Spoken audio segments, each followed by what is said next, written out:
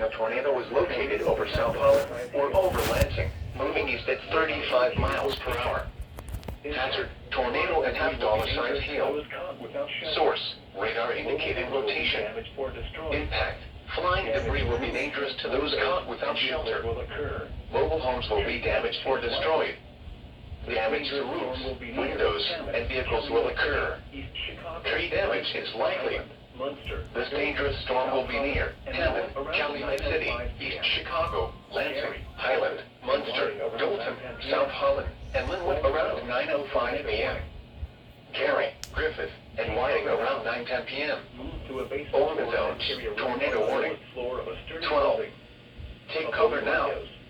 Move to a basement or an interior room on the lowest floor of a sturdy building. Avoid windows.